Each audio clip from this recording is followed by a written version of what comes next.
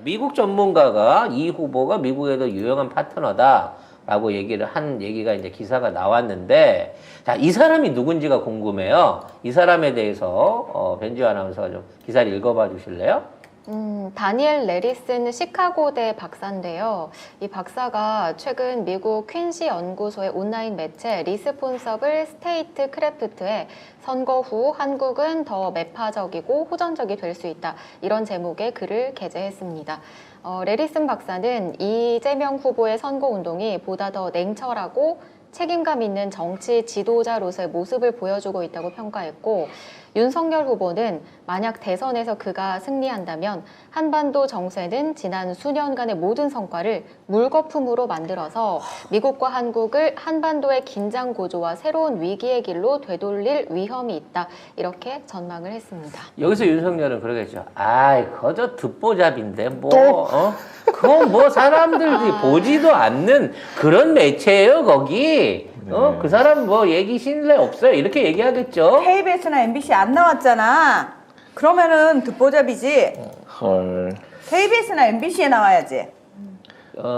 근데 이분은 이분에 대한 위상이나 이런 것들은 이제 개인적으로 해보시면 알겠지만, 일단 퀸시 연구소라고 하는 데 자체가 엄청난 영향력을 갖고 있는 또 정치 전문 매체입니다. 무슨 폴리탄하고 같이 양대 산맥을 이루는 매체거든요. 근데 원래 난 퀸시 연구소 이쪽이 공화당 계열인 걸로 알고 있거든요. 맞나요? 전 잘 모르겠어요. 솔직히. 그래서 이게 이제 굉장히 공화당적인 보수적인 쪽의 얘기를 많이 했기 때문에 그동안 이제 남북 관계나 대북 관계에 있어서는 호의적으로 이 부분을 많이 트럼프의 정책 같은 것들을 많이 호평했던 그기가 있어요. 이게 민주당 계열은 아닌 걸로, 그러니까 군산 이쪽은 아닌 걸로 알고 있는데, 이쪽에서도 지금 굉장히 윤석열이 당선됐을 때 호전적이고 매파적인 정권으로 돌아갈 수 있는 부분에 대한 위험성을 자극하고 있다는, 지적을 하고 있다는 거죠. 그러면서 이거에 대한 문제의식을 뭘로 보냐면, 이 후보 자체는 한국이 중심이 되어서 다른 나라에 좌지우지하지 않으려고 하는, 그러니까 독립적인 사관이 강하기 때문에 미국 입장에서는 편안치 않을 거라는 거예요. 냉철하고 책임감이 있다, 이 얘기는 국제 관계 안에서 절대 밀리지 않을 사람이라 컨트롤이 힘들다는 거고, 휘둘리지 않는다. 휘둘리지 않는다는 거, 힘들다는 거고, 윤석열 같은 경우에는 무조건 미국한테 모든 거를 떠넘기는 방식으로 해갖고, 그렇죠. 국제 외교나 뭐 한반도 문제 같은 것들을 미국 중심으로 해갖고 처리한다고 나설 건데, 이 방향이 미국이 원하는 방향이 아니라는 거예요. 그렇죠. 지금 미국도 사실은 죄송합니다. 음악 취향 굉장히 아니 이게 뭔가가 켜져가지고 그런 거예요. 어찌 됐거나 그렇기 때문에 미국도 안 원하는 정책으로 윤석열을 복구하려고 하는 거예요. 사실 미국이 자기가 나서서 뭔가를 하는 거는 사실은 부담감이 있거든요. 자기가 딱 나와가지고 우리가 뭐 할게 이러면 부담스러워. 근데 우리나라가 알아서 뭔가를 하고 우리나라가 자체적으로 독립적으로 어떤 역할을 하면 미국 입장에서는 자기가 손 안 대고 코 풀 수 있는 뭐 그런 것도 할 수 있잖아요. 근데 윤석열 무조건 미국. 모든 책임 다 미국에 얹어버리는 거예요. 결론이 이거예요. 마지막 결론은 마지막 줄을 어떻게 문 하나 한번 읽어주실래요? 레이슨 박사의 마지막. 윤 후보는 미국이 원하는 방향으로 협력하려 하겠지만 윤 후보의 정책들은 한국의 이익에 보다 더 해를 끼치고 한반도에서의 긴장을 고조시킬 가능성이 높다. 이게 공화당 측, 그러니까 현 정부가 아닌, 민주당 정부가 아닌 공화당 측의 의견을 많이 반영했던 레리슨 박사의 분석인 거란 말이죠. 그러니까 민주당 입장에서는 민주당도 그렇고 공화당도 그렇고 지금 한반도의 평화 프로세스를 이어가자는 건 맞는데, 오히려 지금은 민주당이 더 서두르고 있고 공화당이 왜 우리가 해놓은 걸 니들이 알짜로 먹으려고 그래? 그래서 오히려 방해를 하고 있는 세력이에요. 그래서 지금 전쟁협정 결의나 이런 것들이 구체적으로 더 이상 진전이 없는 데는 공화당이 이거를 최대한 질질 끌면서 정략적으로 이용하려고 하는 예전이랑 태도가 바뀌어져 있는 중간선거 이후에 이거를 써먹으려고 하는 일종의 이게 뭐라 그럴까 배신이라 그래야 되나? 배신? 트럼프 정부 공화당의 배신 같은 행태를 우리가 살짝 볼 수 있는 부분이 있는데 어찌 됐거나 양쪽 모두 윤석열을 원하지 않는다라고 하는 걸 공개적으로 표현했다는 거죠. 그렇죠. 문제는 이런 표현이 단순하게 미국 잡지의 어떤 사람이 기고문으로 끝나는 게 아닙니다.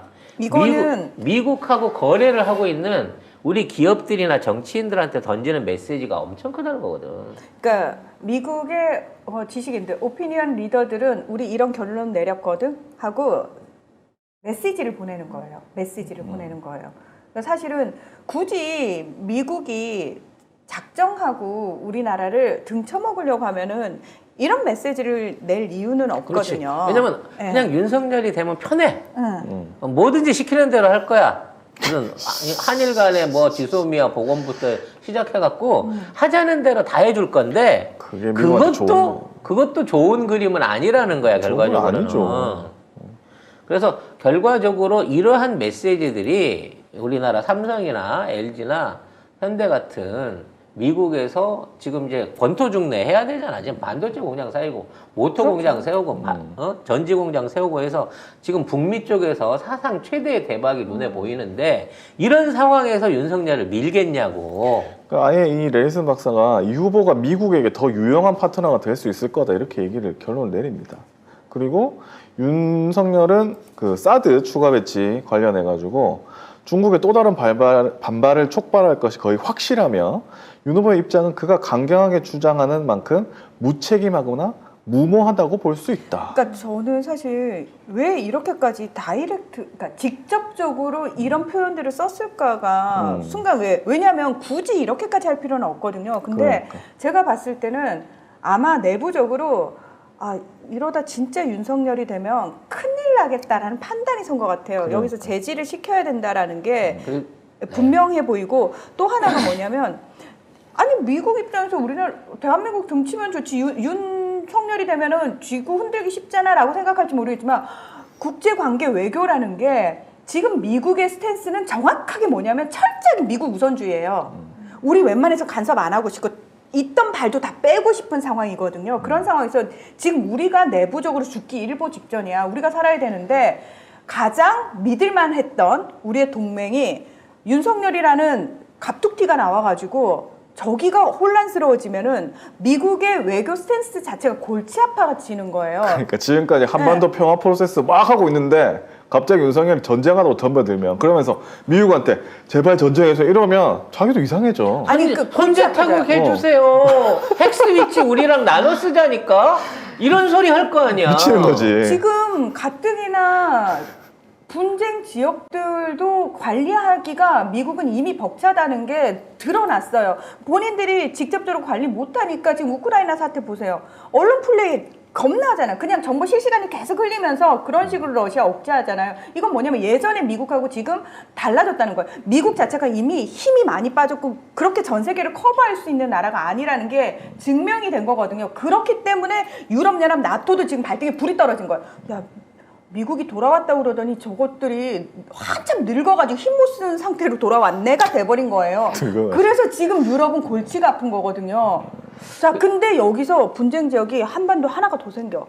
근데 이게 거기다가 중국, 북한이 같이 붙어. 같이 붙게 되면 러시아는 가만히 있을까? 게다가 일본은 지금 예전에는 그나마 일본이라도 어떻게 부여잡을 수 있었는데 지금은 일본 상태도 메롱하단 말이에요. 그러니까 미국 입장에서는 한국이 지금처럼 문재인 정부처럼 든든하게 딱 버텨가지고 웬만한 건 오더를 좀 주고 그러니까 동등한 입장에서 조인이라도 할 수 있는 나라가 유지가 되는 게 미국 외교 정책상 바람직하고 유리합니다. 훨씬 더. 결국 강한 한반도는 미국과 러시아의 공동의 이익이 될 수 있고요. 중국의 위협이 될 수 있습니다. 현재 미국과 러시아가 통일 한반도를 지지하는 이유는 이 자체가 두 나라한테는 이득이고 중국한테는 굉장히 심각한 타격이 될 수 있기 때문인 거예요. 그래서 지금 어떤 형태로든지 통일 한반도를 중심으로 우리가 얘기하는 공급선 중심의 이동이 일어나고 있다는 거는 이미 여러 가지 증거들과 국제 상황에서 보여지는 거거든요. 이러한 시류를 전혀 못 잊고 있는 거야, 윤석열은. 그러니까 중국이 위협을 받는 거는 우리가 뭐 사드를 배치해도 위협받겠지만 그거는 직접적으로 중국을 타격할 수 있는 그런 직접적인 위협, 공격적인 그렇지, 우리가 위협이잖아요. 아니잖아. 근데 통일이나 이런 평화는 자기네도 어떻게 할 수가 없는 거야. 아니 중국이 사드 포대가 무서워, 우리나라 현무 미사일이 무서워. 사드 포대 자체는 공격하기 전에는 무용지물이잖아, 방어 무기니까. 송 작가님 사드 포대라고 하니까 진짜 무슨 가만히 있대기 얘기하는 것 같다. 포대자로. 심지어는 그 포대에는 미사일도 안 심어졌어. 네. 아, 그러니까- 빈 포대였어? 빈 포대야 지금. 미사일 갖다 넣지도 않았어. 근데 이거를 놓고 시대에 뒤떨어지게 한반도 보호를 위해서 한미 동맹을 이걸 해야 된다. 내가 언제 그런 걸 바랬냐고 미국이라고 윤석열한테 얘기를 하는 거죠. 그렇죠. 네. 근데 자. 이렇게 얘기하는 건 사실은 뭐 우리뿐만이 아니고 여기 외신뿐만이 아니고 사실 그냥 윤석열 후보 그 하는 것만 봐도 알지 않을까요? 아니, 그러니까 이거는 걔가 되면 전쟁이다 거의. 지금 왜 각 나라별로 담당관들이 있을 거 아니에요. 그 담당관, 아씨 보고서 올려야 되는데 쟤를 뭐라고 표현해야 되지? 아니 정말로 아니 이 사람들 일이잖아요. 공무원들 일이잖아요. 그래 그 지금 한국 대선 그 정말 그거 관심 집중되고 있는데 지금 어떻게 돼가고 있어? 아니 나오는 애들 상태가 이걸 상태가 이상해요라고 쓸 수도 없고 아니 이제 또라이인데요라고 쓸 수도 없고 진짜 그 담당관들 입장에서는 표현할 길이 없네요. 매일 앉아가지고 야저 방법이 미친 없어요. 거 아니냐? 그리고 대한민국 사람들 왜 저러냐? 이러고 있을 거예요. 그러니까 여론조사에서도 거의 박빙으로 야 이거 엎치락 뒤치락 하니까. 저기도 뭔가 저기 조작이 일어나는 거 있는 거 아니야? 여기도 그쪽 파봐야 되는 거 아니야? 분명히 자기네들끼리 그 얘기 100% 합니다.